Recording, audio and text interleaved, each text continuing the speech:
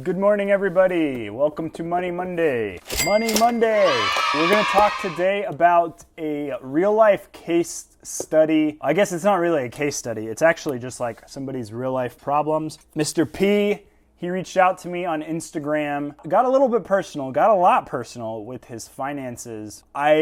Honestly, I just want to present the information to the hive brain of the YouTube comments because I know a lot of the people that watch my videos are actually very fiscally responsible or might have some sort of ideas or insights to add to this problem. It's a very complicated math problem that Mr. P has. Pretty much the debt problem that Mr. P is having. A little background story that Mr. P told me. He recently got divorced, but it was a divorce situation.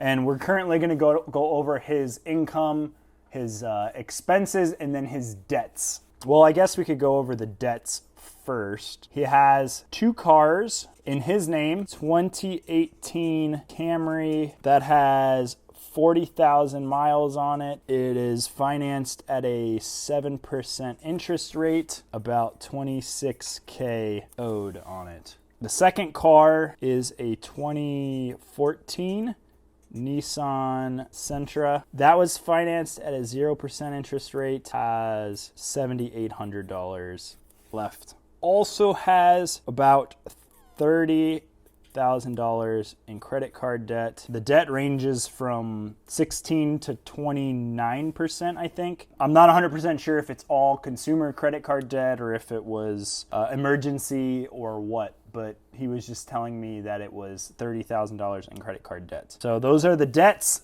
The debts add up to, and I don't think I made this clear earlier, but Mr. P did tell me that I can present this information online for everybody to kind of see and to maybe give him some advice. So that comes out to 63.8K in debt. I guess income, talk about that.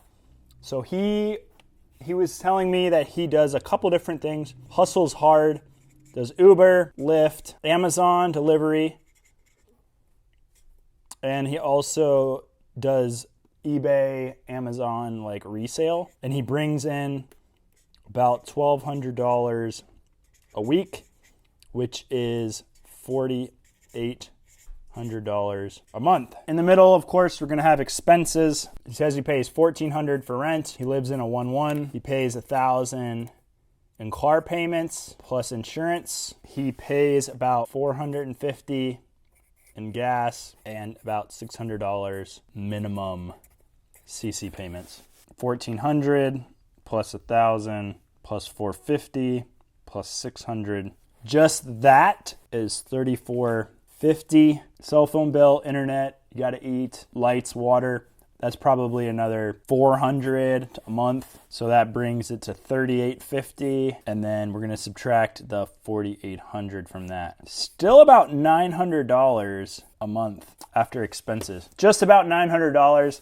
I don't even know how exactly accurate this figure is, but we're just throwing everything out there. We're trying to help the guy out. Off the bat, he looks like he's having a pretty good income. He's hustling many different streams of income. I don't like the 2 cars. Like, he's a guy, he lives in a 1-1. He only has 2 cars because of a divorce. I was thinking, oh yeah, one thing is the Camry has a cracked windshield. He can't drive the Camry for Uber, Lyft, or Amazon or anything because it has a cracked windshield. It won't pass inspections. And he says it's going to cost about $500 to get the Camry fixed, to get that windshield good so he could pass inspection. Luckily, the Nissan Sentra was an interest-free loan. He says he owes $7,800 on that. This was what I was throwing out there and thinking out loud to him. He drives the Sentra, even though he has the Camry. You got to get rid of one of the cars. Like, you don't need both cars. It's going to bring down your car payment and it's going to bring down your insurance. So whatever car you're not driving right now is the Camry, get that one off of the insurance.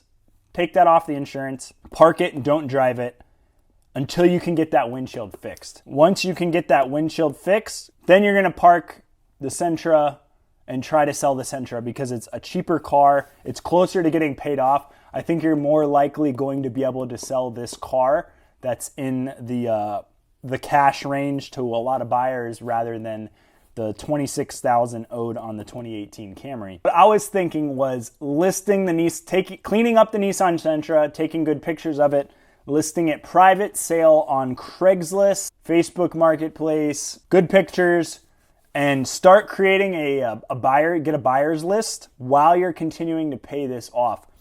So since you owe on this more than it's worth, it's negative equity. So you're eventually going to have to cover that gap to get rid of that car. So no one's going to buy it for $7,800. It's probably closer to like $5,000 to $6,500. Then you're going to have to come in with the cash to cover the gap and get rid of that car. Go to the title agency or whatever, or the loan agency with the cash with the buyer and get the lien off of that car so you can get rid of that car to lower that car payment and insurance. I don't know exactly how much that's going to lower you by, maybe $300, $350 a month, but that would definitely help towards the credit card debt.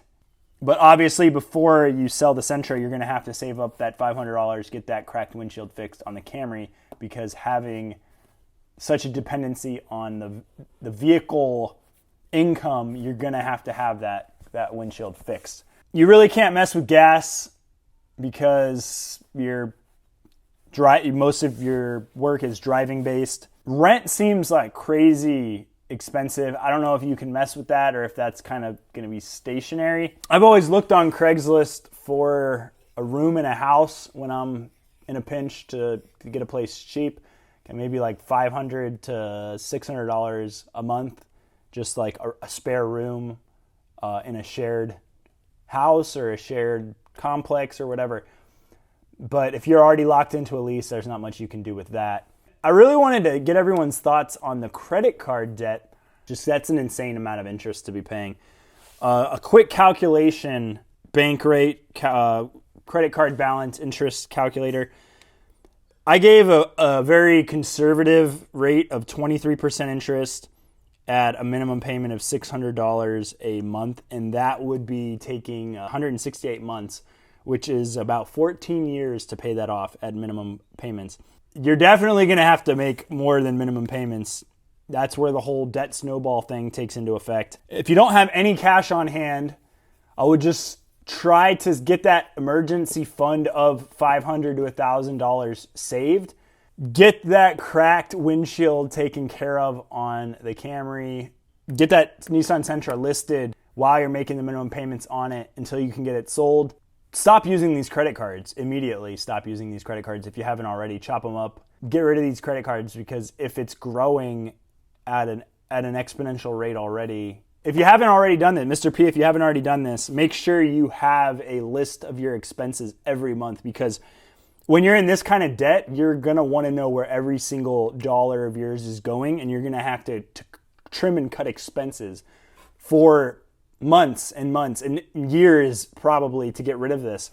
To know that there is a light at the end of the tunnel, but it does take a lot of discipline. It's going to take a lot of hard work, and it's going to take a grind and a crazy amount of discipline to get rid of it. I'm not familiar with credit card debt, if this is negotiable. I need to study credit card debt more, because I don't know. Obviously, he didn't borrow $30K. He can't pay it off in a lump sum, but if they could ease up on the interest, it would make his life a lot more enjoyable. I know credit card companies aren't about making our lives enjoyable. List out your credit cards. The way Ramsey talks is paying off the smallest one first to gain momentum, because it does kind of feel good to get rid of that. But you're going to have to make more than this minimum payment. That minimum payment is 168 months. But if you get that minimum payment up to, say, $1,000 a month, going crazy on the credit cards, that's 46 months. And $1,000 a month towards the credit cards is not unreasonable given your income, given if you get rid of that Nissan. As a reseller, you should look at things around, I don't know if you've already done this, but look at things around your house, like Xbox, PlayStation, TVs, things that are very consumption of time and worth money that you could sell and even take at a loss, but just to get rid of it. It's consuming electricity, it's consuming time in your life. Get rid of those things and just throw that at the smallest credit card that you have. And his credit, he was telling me his credit's in the 600s. He had already tried a credit card balance transfer, and nobody approved him for a credit card balance transfer. So big shout out to Mr. P for laying everything out on the table, talk about his information. It does take a lot of trust to kind of confide into somebody this very, very personal information. So shout out to Mr. P. Do appreciate it, and I really hope that this video helps bring some ideas to your situation. I know you can feel hopeless at times or just throw in the towel and give up, but hopefully something will come about of this video of encouragement or something to help with your debt payoff journey. So I do appreciate that, Mr. P. Hopefully somebody in the comments has a little bit more credit card savvy knowledge than I do. Do appreciate everybody for watching. If you haven't already, please give the video a thumbs up. Put some encouraging comments for Mr. P down in the comments section.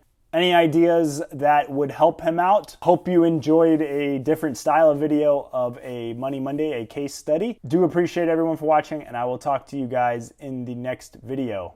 Bye.